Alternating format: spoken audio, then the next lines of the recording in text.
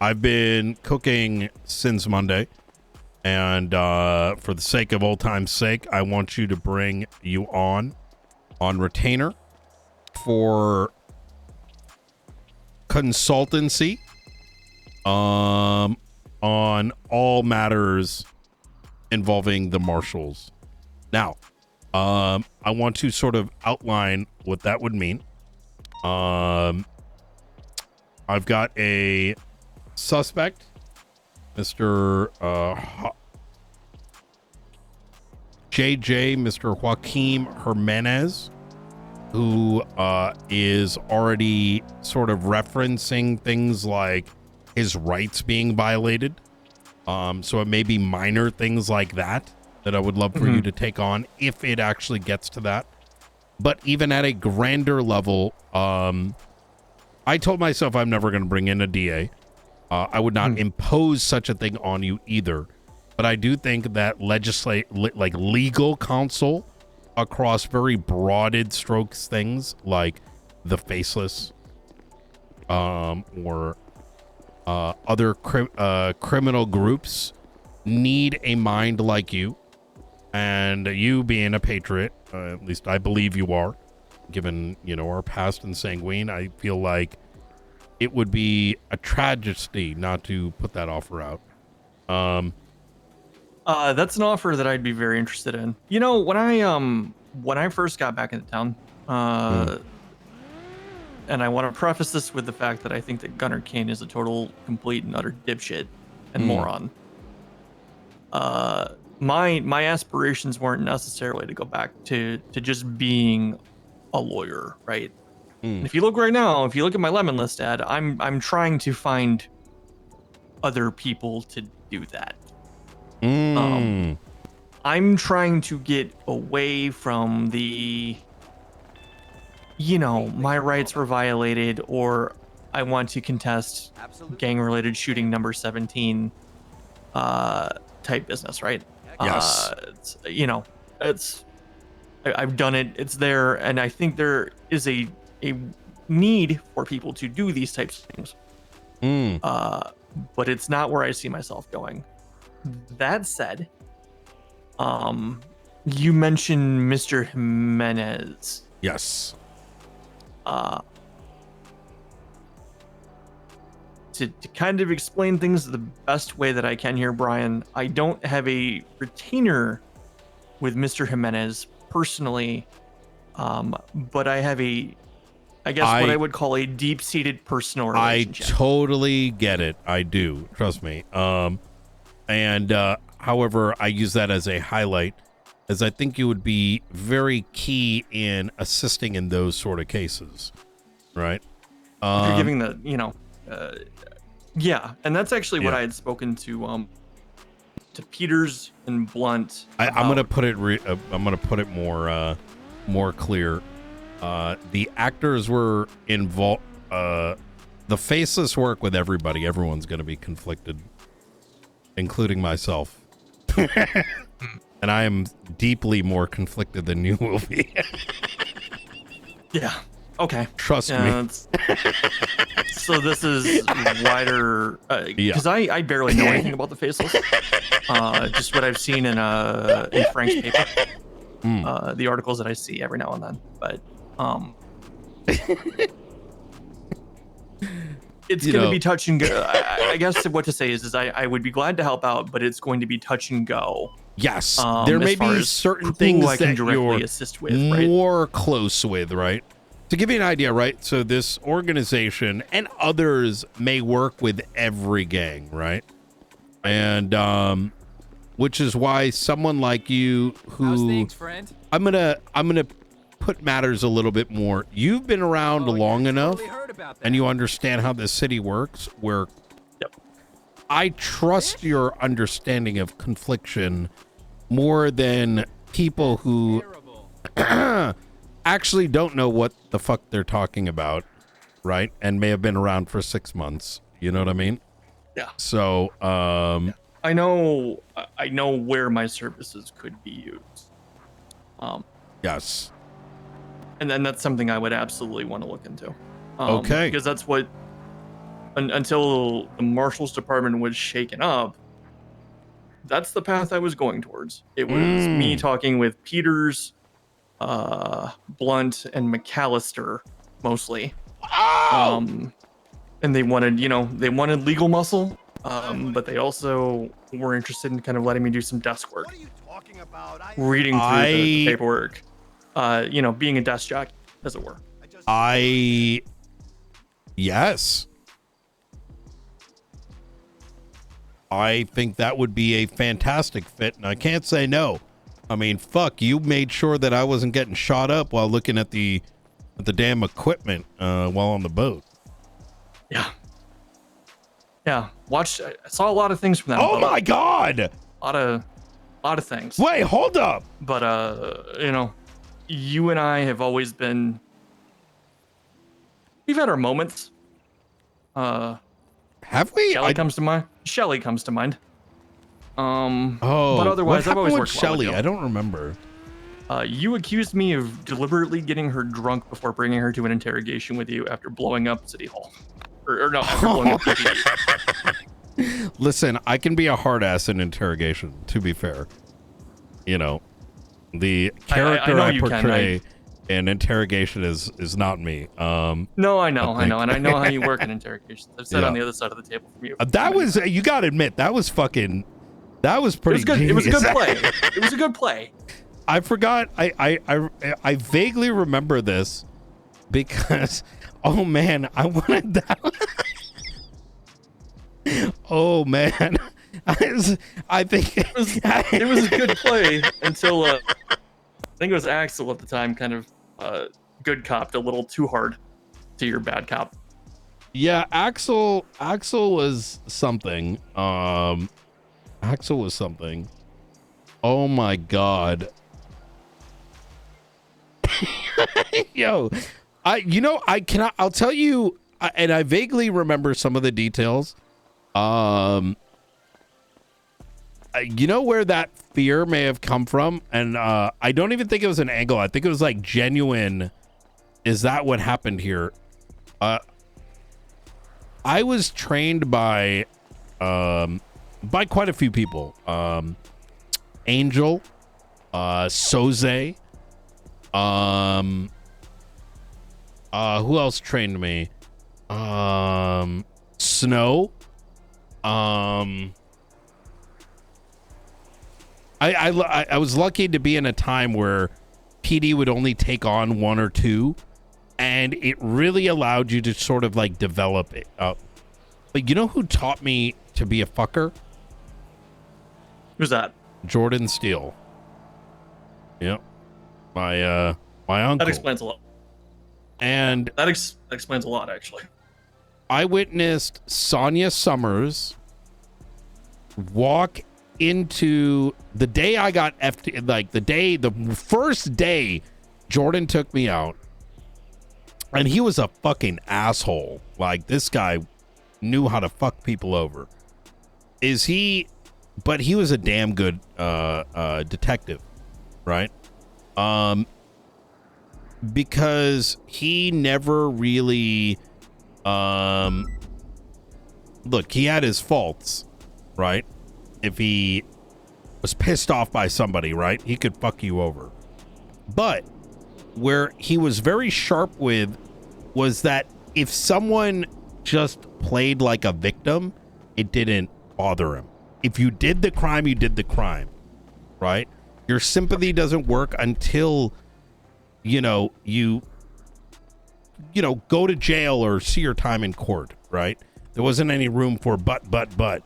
And he could always find the pressure point. He could turn the victim treatment into the defensive when you know you've got them on the hook and they're two answers away from sinking themselves.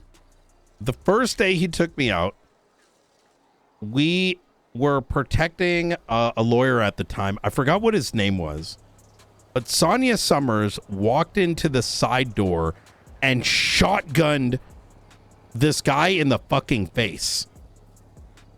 And all of a sudden it turned into a murder. And he started showing me how to do a contextual stop. all the tools that a lot of law enforcement, even to this day, don't even know that they're allowed to do, right?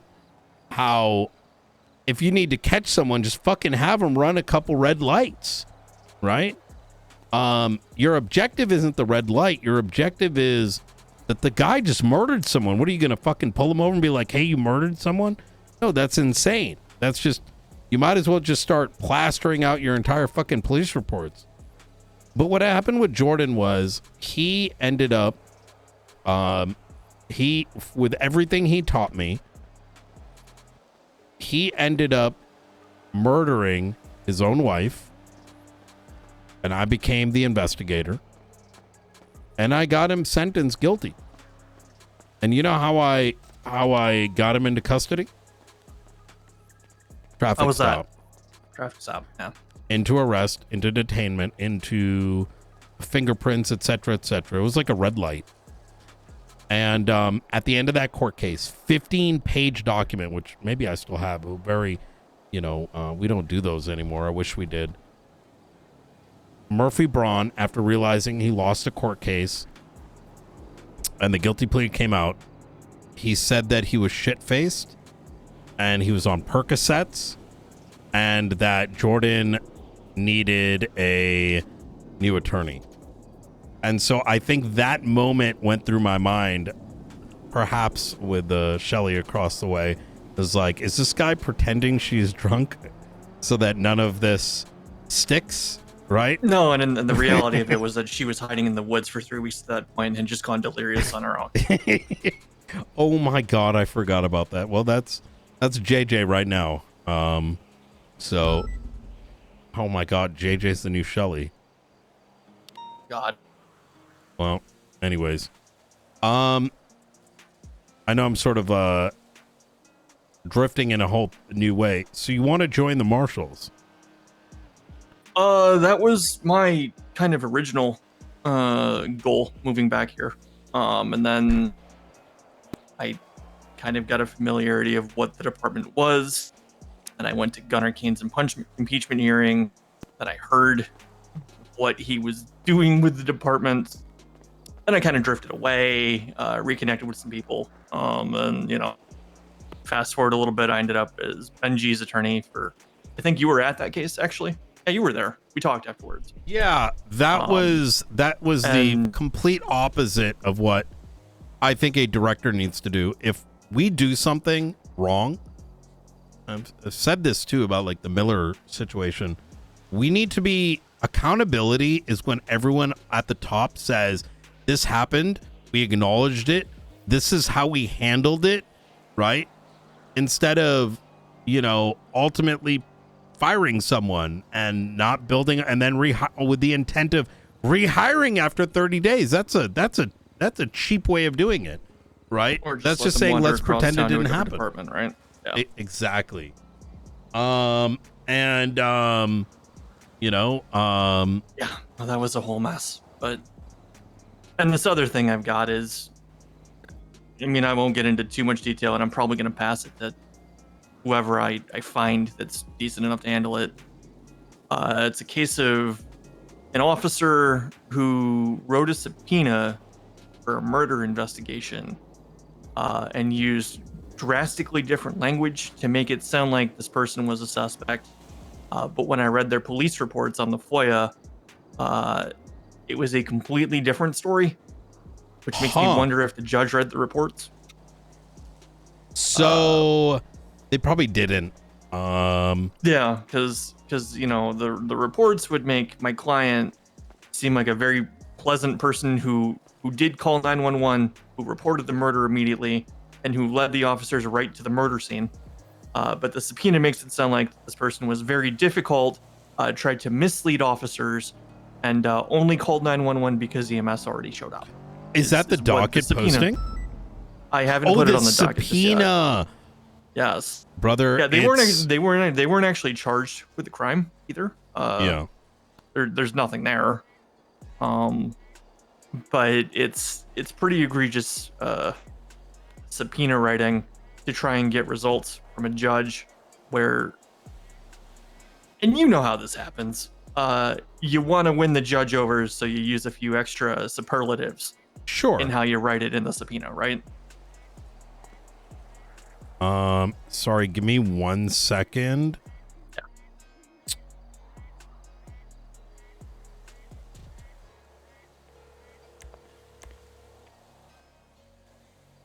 Hello. His number is the one in his profile. Okay, I just wanted to ensure that. Also, Yes. I was kind of brain dead. I could have just pulled up the tool. I have your entire phone book in the tool. I don't have to do that. Oh, yes. Yes, Yeah, yes. I can just go search that. So I'm just going to use that. All right. I just want to make sure I had the right one, though, because, you know, I mean, if Absolutely. he's being dodgy, calling you from multiple numbers, he's already calling you from payphones, you know, I just want to get all numbers we got for him. That's So. a good point. Yeah. Okay. Easy. But I think that's the only one. All right. Thank you. All right. Beautiful. Thank you. Thank you. Wow. Hey, oh, by the way, ask for a sealing. Note that the intent is redaction, because certain aspects will be redacted, and 20 days. And note that the 20 days is, you know, the whole thing is fucking huge. You know what I mean? Right. Yeah, absolutely. Yep. It's a large scale investigation. Okay. It's been going on for longer Easy. than that. So, all right. All right.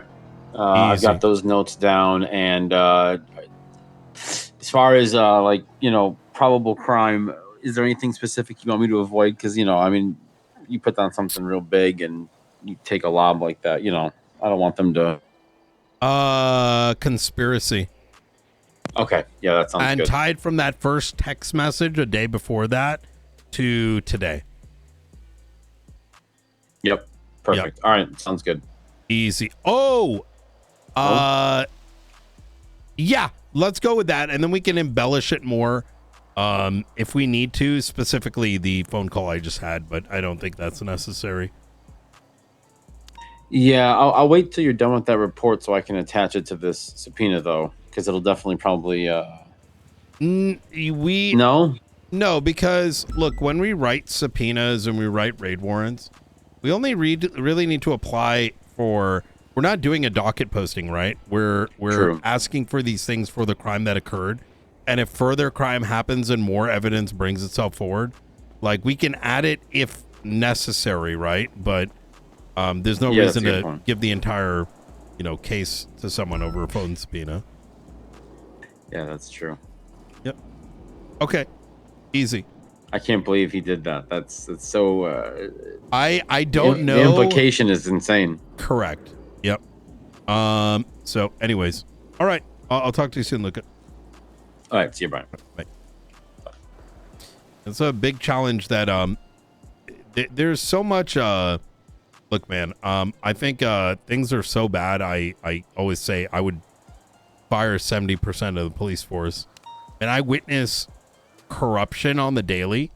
It's so bad that even I'm not interested in fixing it, because it's so riddled with emotion, right? That, you know, is just not interesting. It requires a much bigger bat. That's why I don't want to go back to the bench, honestly. Is my least favorite part of the job was always the 20-minute conversation afterwards as to why this was, you know, why I was wrong. And you can sit there and you can try and help, but then you watch the same mistakes happen because you're not helping. You just you know, if they just think you're wrong as the judge, they're not going to listen to the feedback, and you know, you kind of lose interest in helping at some point. Yes. So there was a piece of me that wanted to punch down a little bit, but then I thought about that, and it's like, that's not me either. I've never been that way. It's I wish people were open to feedback. We have that problem in PD too, where let's say you were a cadet, right? Or you know what? Let's say you're a senior officer even. And Brian Knight, like, I mean, look, man, I've got a laundry list of investigations, right, that I have closed, right, that I've brought to court. I got No Face. I got Pigeon with a mask on, without his name. You know what I mean? Like, I've learned how to develop a argument.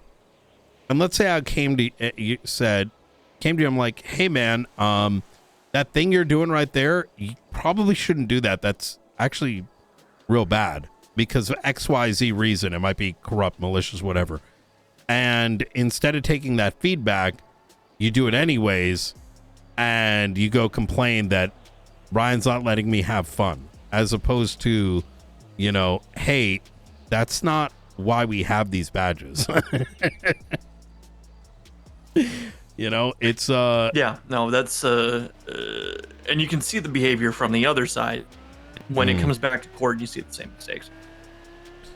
It's people should be learning to grow. It's tough to do, I think. And that's I think that's something that I think you can see as an opportunity with this department that you have now, because I know half the people you have on your roster pretty well.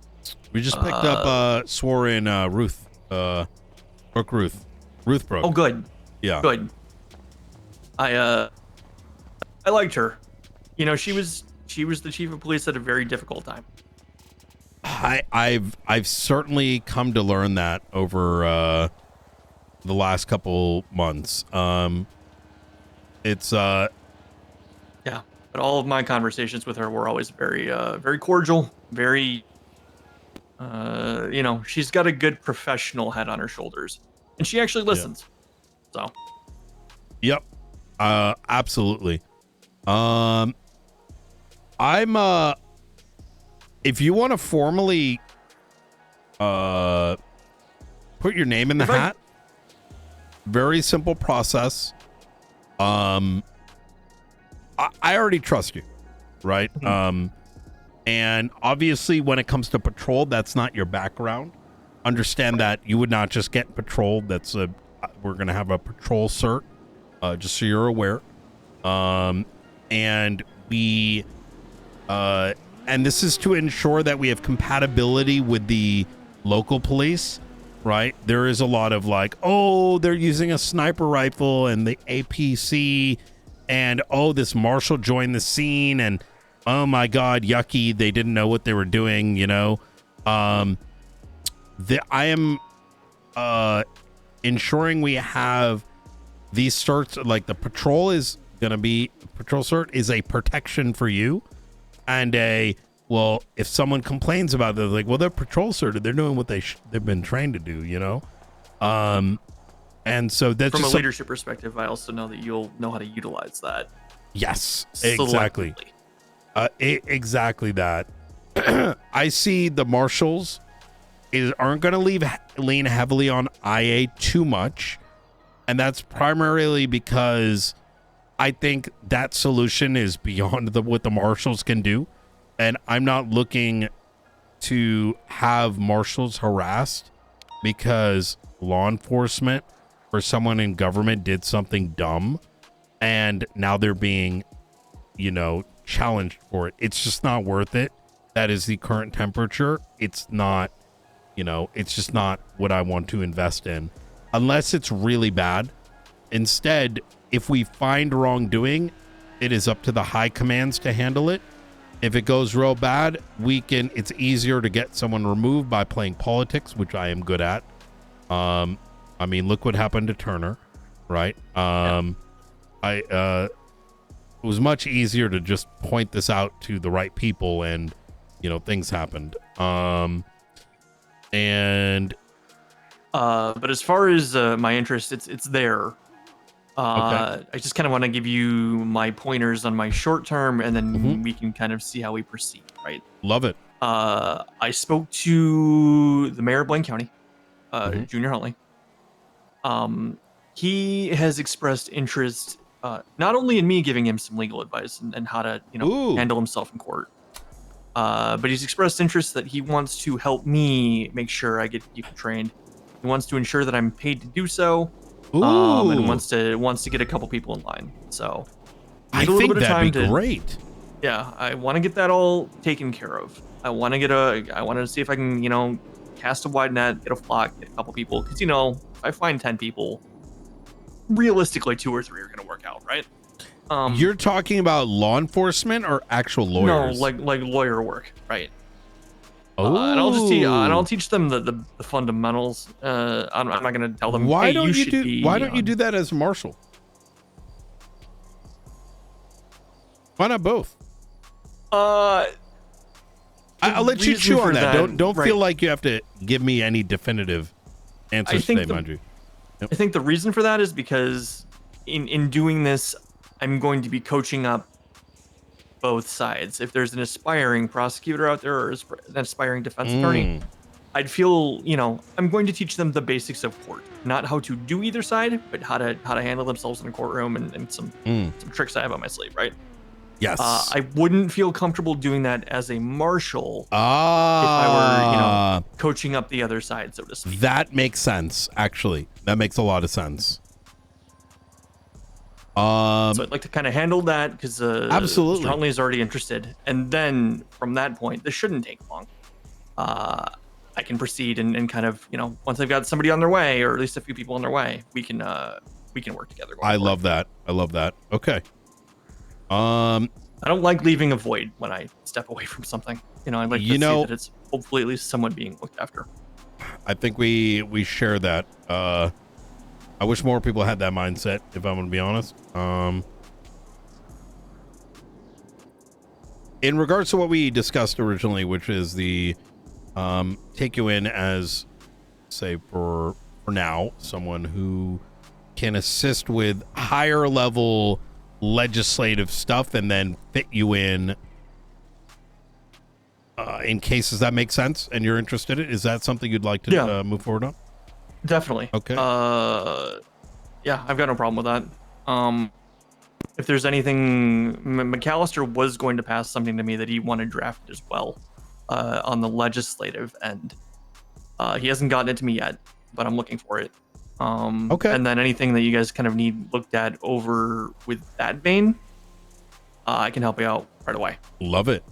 And what would your rate be, I guess? It's kind of putting my finger on the pulse. I don't really know how money works right now. How about a $20,000 retainer for the next 30 days? And that is simply like a retainer for, let's just say consultation, and then we can talk on like a per case, or like we can rework afterwards. You know what I mean? Per case, per dog. Yeah, we can figure that out. That's fun. Okay. Let me fire. What's your state ID? It's 1208. Do you have a retainer agreement? I have one that I need to update. I am comfortable doing a handshake agreement with you. Okay. If you are. Yeah, that works for me. And we can draw papers later.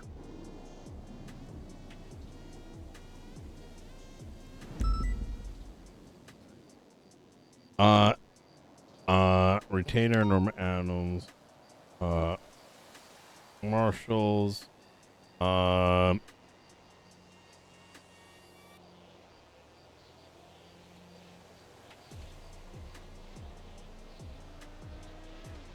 okay, so I put the following comment: retainer, Norman Adams, Marshals will renegotiate before 30 days are up. And 1208, right? Yep, that's correct. Okay, boom. All right. Obviously, if anyone's overbugging you from the department, let me know. I think one of my biggest, responsibilities is like balancing people's time and workload and stuff. And so I don't necessarily want anyone, it's my job to make sure people are not overburdened. Yo, Tiny Spark, thank you so much for the raid. Yeah, that's fine. Do you guys have meetings that you typically run like the other departments? Or not just yet, but we will soon. There's when I say our casework is fucking cracked right now in terms of how much does need to be done, I literally ran a operation. You'll see soon. I can't talk about it just yet, but We're getting there. Yeah. But I can say that a couple days ago, we had 6 marshals on duty. Right now, we've got a shitload on duty as well. How much we got? 1, 2, 3. Oh my God. 4, 5 on duty right now. And we're growing. And I will continue to expand as cases are needed. We are in the marshals, the 78s for investigations. If I'm working something and I need all hands on deck, they come to me. You know, photo here, boop, boop, boop, boop, boop.